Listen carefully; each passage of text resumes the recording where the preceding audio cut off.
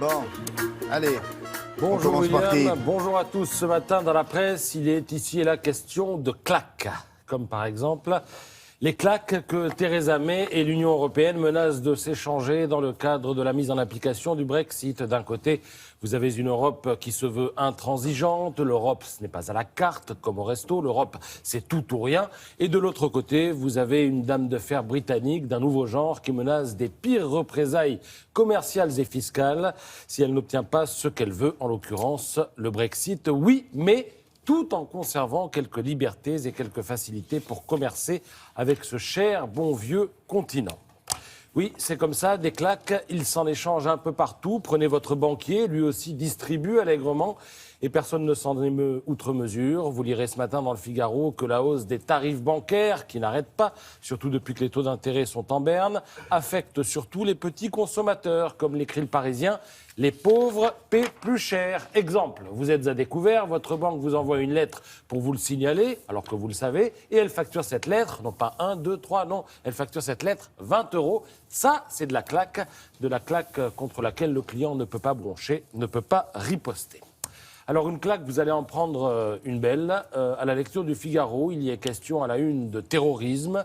Nous avons 700 Français en goguette du côté de la Syrie et de l'Irak. Et figurez-vous qu'ils sont de plus en plus nombreux à vouloir revenir au pays. Ce qui inquiète, et elle est là, la bonne petite claque qui réveille, c'est qu'ils sont désormais experts en fabrication de ceintures d'explosifs ou pour piéger les voitures. Alors bien sûr, Loïc Garnier, le patron de l'unité de coordination de la lutte antiterroriste, nous explique ce matin que ceux qui reviennent sont emprisonnés. Mais on est en droit de se demander pour combien de temps et ce qui se passe après. Alors si vous voulez un élément de réponse, eh bien vous le trouverez dans le Parisien. Mais attention, là vous allez prendre une bonne claque. Dans le Parisien, il est question d'un certain Mohamed Attaï. Il a pris 8 ans à son retour de Syrie. 8 ans. Et le gars n'a pas l'air d'avoir compris, puisqu'on l'a retrouvé dans son téléphone portable, qui est arrivé dans sa cellule, allez savoir comment, mais c'est un autre problème, un message venant de l'Eldorado du djihad, la Syrie, lui annonçant les attentats de novembre 2015. Donc le gars est en tôle, mais toujours en contact avec ses meilleurs amis. Des claques, c'est ce que mériteraient les détrousseurs de Kim Kardashian, la star à claques, fait la une de Libération, qui a pu consulter le rapport d'enquête sur le cambriolage. Alors on a affaire à une drôle de bande, des malfrats grisonnants, récidivistes, et pas si au point que ça.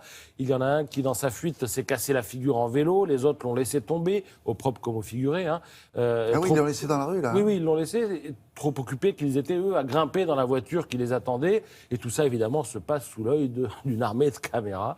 Donc une belle bande de pieds nickelés, pour ne pas dire de tête à claque. Et puis, pour en finir avec les claques, eh bien, et en espérant n'en avoir oublié aucune, je signale ces claques auxquelles entendent échapper les footballeurs qui sont de plus en plus souvent agressés et qui, du coup, renforcent la sécurité autour d'eux. Cambriolage, séquestration, carjacking, tout cela est à lire dans l'équipe. Voilà, j'ai fini. Je n'ai plus qu'à prendre mes clics et mes claques. J'y vais et je reviens.